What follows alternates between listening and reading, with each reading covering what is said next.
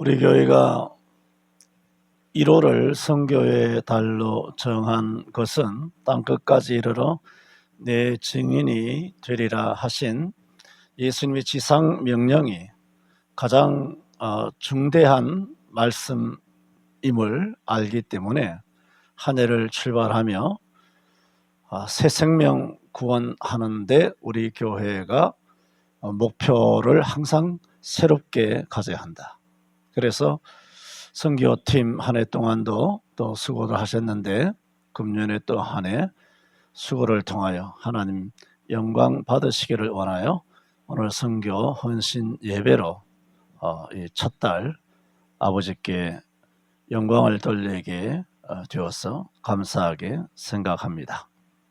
오늘 누가복음 14장 23절은 유명한 말씀이시죠. 길과 산울가로 가서 사람을 강권하여 데려다가 내 집을 채워라.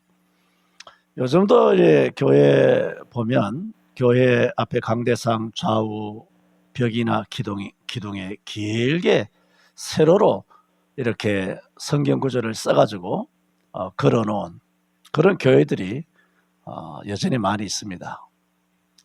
제가 어렸을 때도 어렸다 해봐야 초중 고등 대학 이런 젊었을 때 그럴 때도 저희 모교회도 보면 긴 족자에다가 굉장히 높죠. 거기서 이제 강권하여 데려다가 내 집을 채워라. 누가복음 14장 23절 같은 걸 딱 써가지고 붙여놓은 기억이 오늘 이 말씀을 대하면 새롭습니다. 이런 성경 구절이 교회마다 많이 걸려져 있죠. 오늘 이렇게 예수님께서 길과 산울가로 나가서 강권하여 데려다가 내 집을 채우라. 이 말씀은 예수님께서 잔치의 비유를 통하여 주신 말씀 안에 있는 내용입니다. 오늘 본문 내용이 그렇다는 말입니다. 그래서 16절에 보면 어떤 사람이 큰 잔치를 배설하고 많은 사람을 청하였더니 이게 뭐냐면 미리 다 연락이 갔다는 겁니다. 이번에 오기로 다 약속이 되어 있습니다. 약속이 되어 있을 때 다시 한번 17절에 잔치할 시간에, 그러죠? 하루 전이겠죠? 잔치할 시간에 그 청하였던 자들에게, 청하였던이 뭡니까? 시제가 과거잖아요. 과거가 완료가 된 겁니다.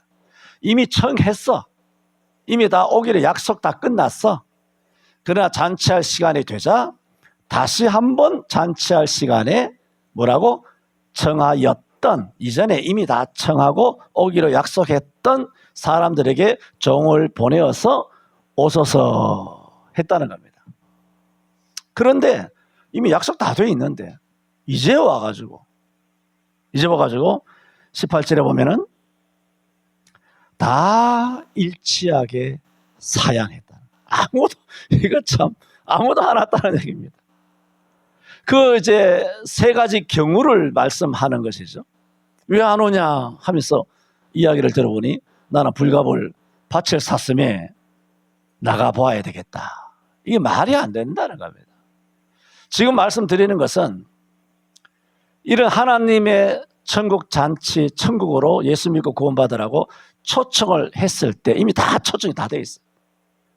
그래서 예수 믿기만 하면 구원을 받도록 다 모든 것이 다 스탠바이가 딱 돼 있는데 거절하는 이유가 정말 납득하기 어렵고 이거는 있을 수 없는 얘기라는 겁니다. 뭐라고 말합니까?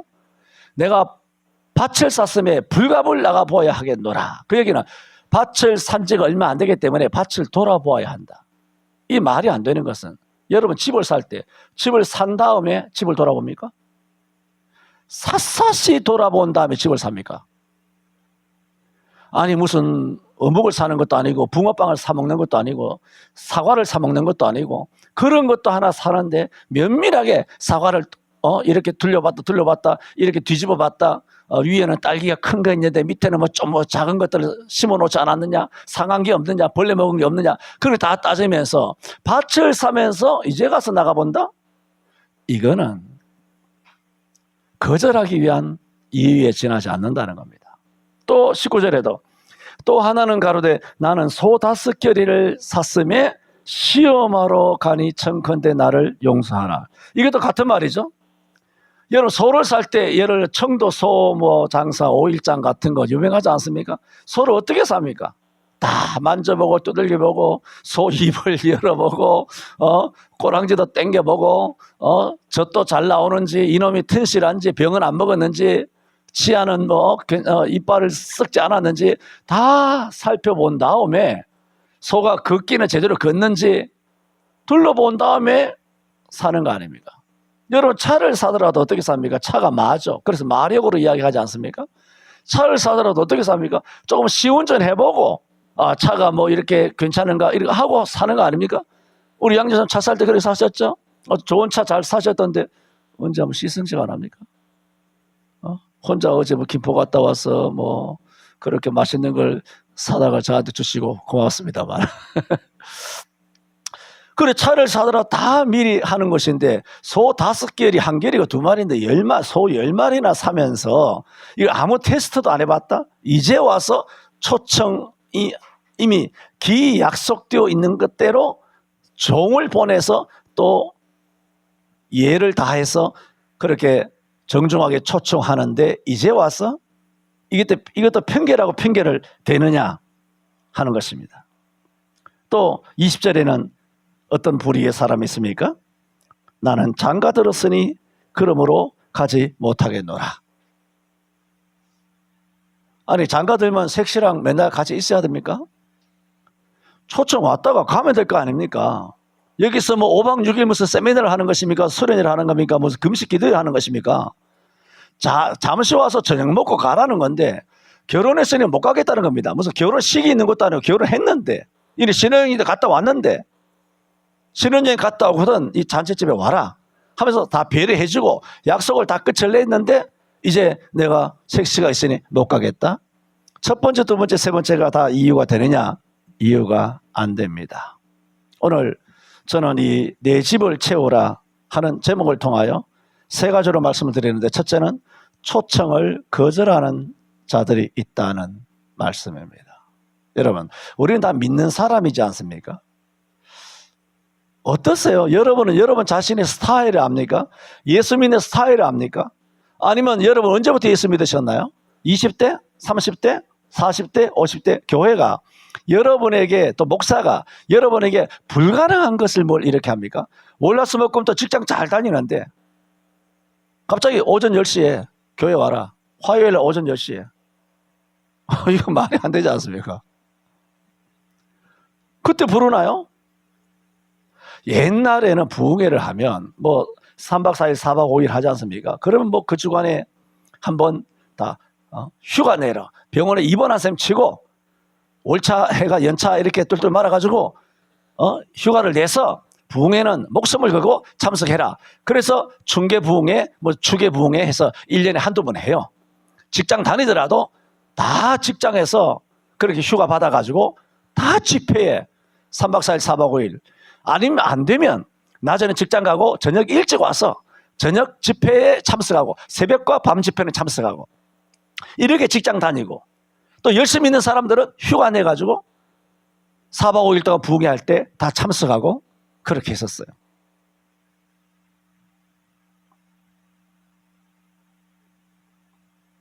믿는 사람은 그렇습니다. 누구나 하나님께 대한 믿음이 있습니다. 다 믿음이 있습니다. 그리고 믿음이 있기 때문에 나름 주신 직분과 사명을 감당해야 되겠다는 의지도 있습니다. 그런데 왜 이렇게 초청을 거절하느냐? 지금 말씀을 드리는 겁니다.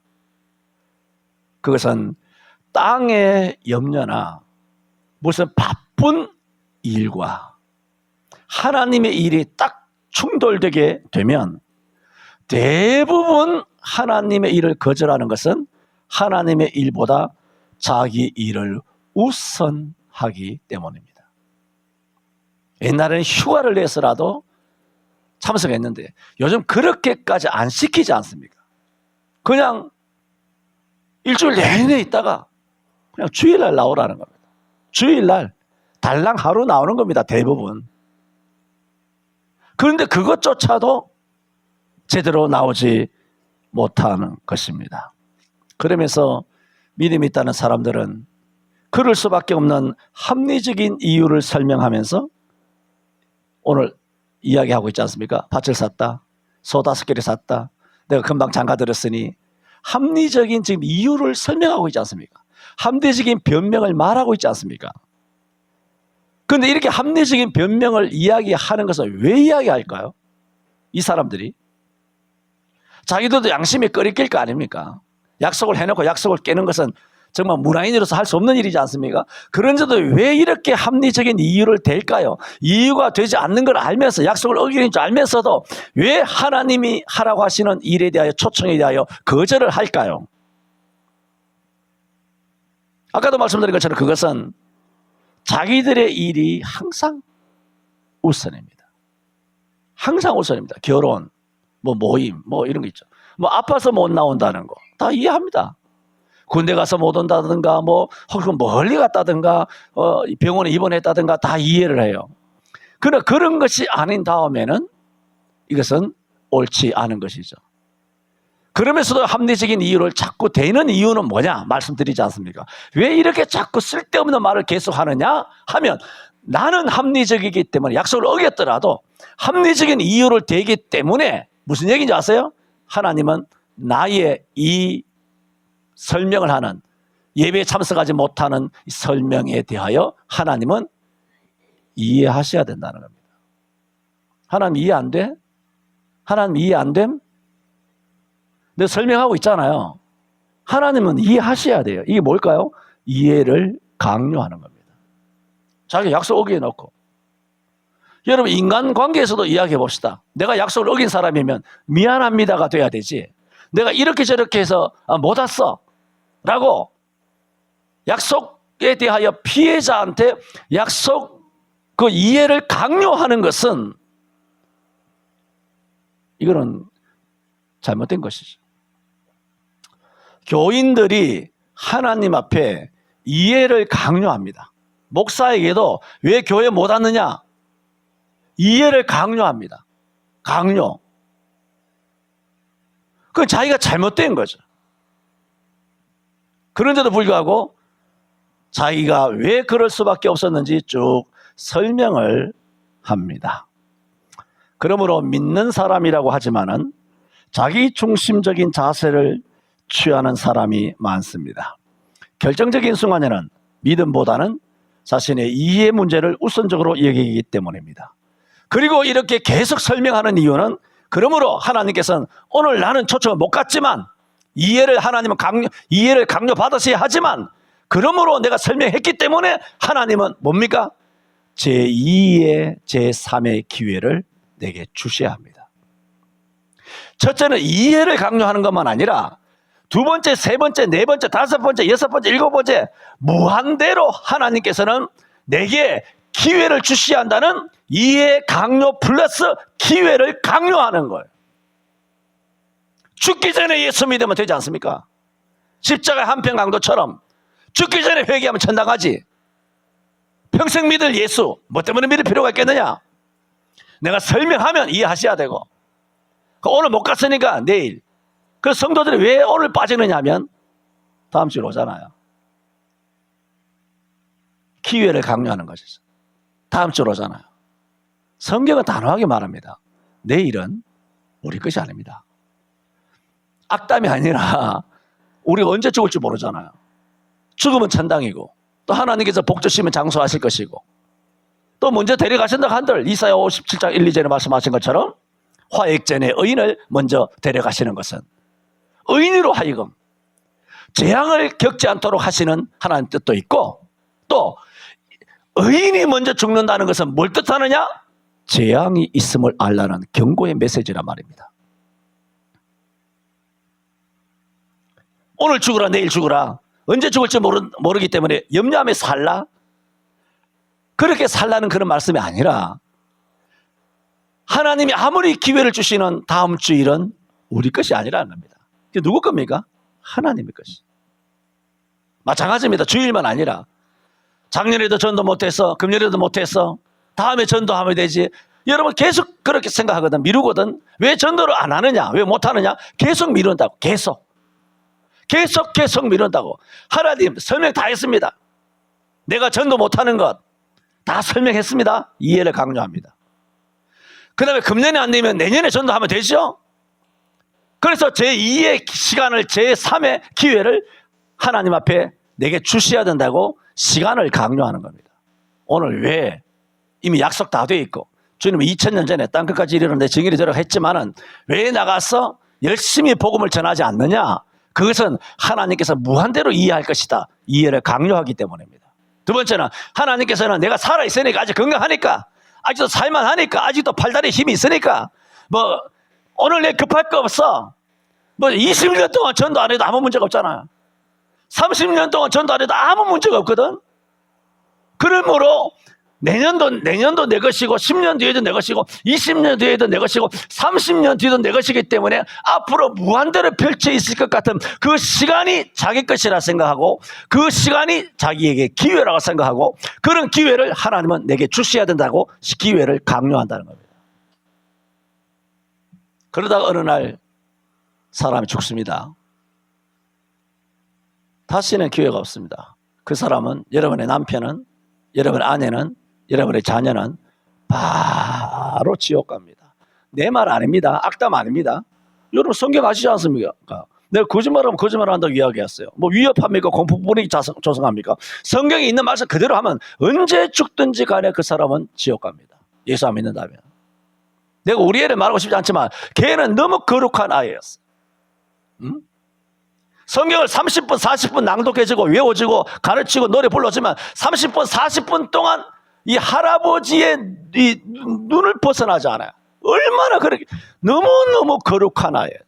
내 애라서가 아니라 너무 거룩한 정말 거룩한 순교자로서 하나님 받으심직하시기에 너무 기쁜 영혼이었어요. 그렇게 죽으면 얼마나 영광스럽겠어요. 인생 대박 나는 거 아닙니까? 이 더러운 꼴 안 보고 문재양이 안 보고 윤석열이 탄핵 안 보고 얼마나 좋겠어요. 홍 집사님 그래요 안 그래요? 너무 감사하죠. 지금 말씀드리는 것은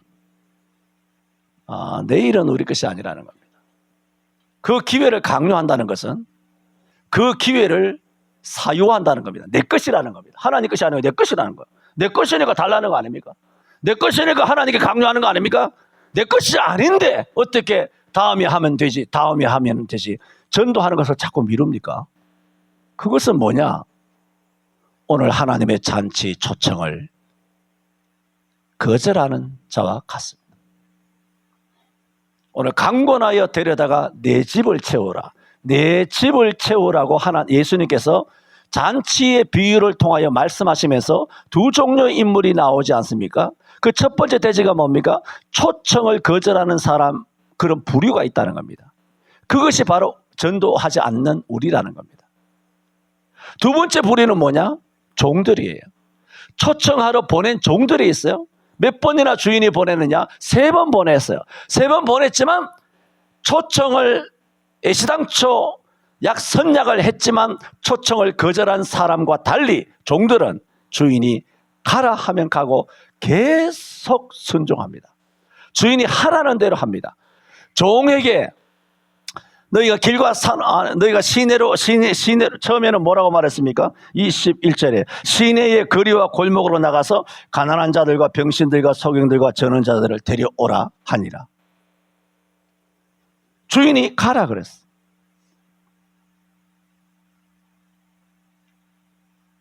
응? 그러면 보세요. 잔치에 초청을 받은 사람은 약속이 돼 있었어요.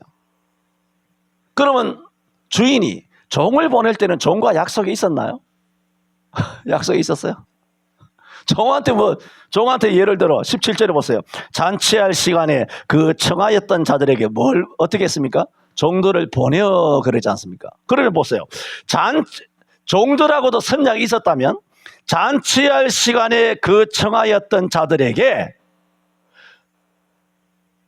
보내기로 약속한 종들을 보내요. 이렇게 말해야 되잖아요. 그래, 종을 보낼 때는 약속이 아니에요. 약속 없었어요. 아무 약속 없었어. 그냥 밥 먹고 이제 커피 한 잔 마시려고 바지 쪽으로 이렇게 걷어 올리고 있는데, 야, 가서 약속들 청첩장 들고 가서 아무개 김대감 댁에 아무개 집에 가서 김씨 데리고 와. 그 손님들 다 청하에 오라. 그래, 바지 추천추천 옷구름 해가지고 그렇게 뒤뚱뒤뚱 나가서 주인이 시키면 시키겠다는 거예요. 화장실 갔다 오다가도 주인이 갔다 와라 하면 갔다 오는 거예요. 종하고 무슨 약속을 합니까? 2025년도에 선교의 해를 맞이해가지고 그렇게 우리 같이 선교합시다. 뭔 놈의 약속이에요? 약속한 지가 언젠데? 뭘 해마다 그렇게 약속하고 앉았습니까? 그래서 21절에 종이 주인에게 돌아와서 다 거절하였다고 고하니 집주인이 어떻게 했습니까? 노했잖아요. 그 종들에게 이르되, 물론 노한 것은 종들에게 노한 건 아니지만 그 노한 그 어떤 노기를 누가 그것을 사실은 겪게 됩니까? 종들이죠. 종들에게 그래, 너희들 가서 수고했는데 초청한 사람들이 약속을 어겼구나, 이렇게 부드럽게 말한 것도 아니고 주인이 노했어요. 노하면 종들인들 마음이 편하겠습니까? 자기들도 그 보낸 심부름을 제대로 이루지 못했지 않습니까? 그래서 종에게 이르되 빨리 시내의 거리와 골목으로 나가서 가난한 자들과 병신들과 소경들과 저는 자들을 데려오라 했습니다. 이게 약속입니까? 그냥 보내버린 겁니다. 종들하고 무슨 약속을 합니까? 그런데 22절에 종에 가로되 주인이여 명하신 대로 하였지만 자리가 비었다나이다. 그러니까 주인이 종에게 이르되 길과 산울가로 나가서 사람을 강권하에 데려다가 내 집을 채우라 하면서 24절에 가름을 하죠. 내가 너희에게 말하노니 전에 청하였던 그 사람은 하나도 내 잔치를 맛보지 못하리라 말씀하셨어요. 지금 말씀드리는 것은 종들은 3번, 4번 주인이 약속 없어요. 그냥 가라 하면 간 겁니다. 주인이 노하든 아니면 급하게 그들을 보채든 주인이 명하는 대로 움직였습니다. 그러므로 여기서 우리는 종들은 시키는 대로 계속 순종하는 것입니다. 여러분, 종일 뿐이에요. 신분적으로 사람이잖아요. 그 머리가 없고 생각이 없겠습니까? 한두 번쯤 하면 이게 안 될 건데 라고 하는 느낌이 오지 않습니까? 저 사람들 안 된다. 아무리 해도 빈자리가 생기니까 주인이 나가서 강권하에 데려다가 내 집을 채우라 그래도 결국은 자리가 빌 것이다. 아이고, 우리 주인만 애타하시는구나. 얼마든지 그렇게 종들도 생각할 수 있고 이렇게 해봐야 헛수고다 하는 생각이 들지만은 종들은 자기들의 판단과 생각보다는 주인의 명령을 따라 빨리 시내의 거리와 골목으로 가서 강권하여 데려다가 내 집을 채우고자 주인의 명에 계속 순종하고 있다는 겁니다. 선교는 이렇게 해야 될 줄로 믿습니다. 우리 선교 헌신 예배를 드리는 선교팀과 우리 모든 성도들이 이와 같이 선약이 아니에요, 약속이 아니에요, 세미나가 아니에요, 부흥회가 아니에요, 헌신 예배 이런 거 다 필요 없어요. 언제라도 주인께서 우리에게 가서 강권하에 데려다가 내 집을 채우라 하면 주님의 명령에 그대로 복종하여 순종하는 우리가 될 수 있게 되기를 바랍니다. 또 가난한 자들과 병신들과 소경들과 저는 자들을 데려오라고 말씀하고 있지 않습니까? 그 얘기는 아무리 학식이 있고 정승이고 날이고 대감이고 양반이고 하더라도, 부유하고 권력이 있고 하더라도 청함에 거절하는 사람은 가난한 자들과 병신들과 저는 자들과 소경들보다 못하다는 거예요. 초청에 응하는 자가 복이 있는 것입니다. 이런 초청의 대상이 바로 우리였습니다. 주님께서 14장 23절에 길과 산을 가서 강권하여 데려다가 내 집을 채우라 했지 않습니까? 우리가 어떻게 예수 믿었나요? 24장 23절 말씀 그대로 강권하여 데려다가 내 집을 채우라 하신 말씀대로 그 종처럼 나를 전도하는 사람이 이 말씀대로 종처럼 나와가지고 날 전도한 거예요. 날 교회로 데리고 왔다고. 그게 부모가 되었던, 아니 직장인이 되었던, 이웃 사람이 되었던, 처음 보는 사람이 되었던, 길 가는 사람이 되었던 간에 강권하여 데려다가 내 집을 채우라는 명령을 받고 나온 그 종에 의해서 우리가 예수 믿고 교회에 온 거예요. 그렇다면 우리는 뭡니까? 복음의 빚진 자죠. 그러므로 우리도 이 빚을 갚기 위해서는 나도 이 말씀대로 강권하여 데려다가 내 집을 채우라 하는 그 종처럼 나가서 누군가를 강권하여 데려다가 하나님의 집을 채우는 것이 복음의 빚진 자로서의 도리라는 겁니다. 오늘 선교 헌신 예배를 통해서 이런 신앙적인 양심 그리고 신앙적인 역동성, 신앙적인 사명을 회복하는 저와 여러분 되시기를 바랍니다. 기도합니다. 주님, 우리 교회를 영육간에 부흥케 하여 주신 것은 오직 하나님의 은혜입니다. 이와 같이 새 생명이 더욱 부흥하는 것은 강권하여 데려다가 내 집을 채워라 하는 오늘 본문에 무슨 명령이 떨어지더라도 무조건 순종하는 종들에 의해서 생명이 하나님의 교회로 와 하나님의 집이 채워진 것인 줄로 믿습니다. 우리들이 이처럼 하나님의 교회에 온 것도 그와 같은 종들에 의해서 강권되어 왔어. 예수 믿고 구원에 이르게 되었으니 우리도 복음의 빚진 자로서 나가서 길과 산을 걸어가서 강권하여 데려다가 하나님의 교회에 예수 믿자고 강권할 수 있는 저희들 다 되므로 하나님의 몸된 교회를 채우는 선교 헌신 예배 드리는 모든 성도들 되게 하여 주옵소서. 예수님 이름으로 기도하옵나이다. 아멘.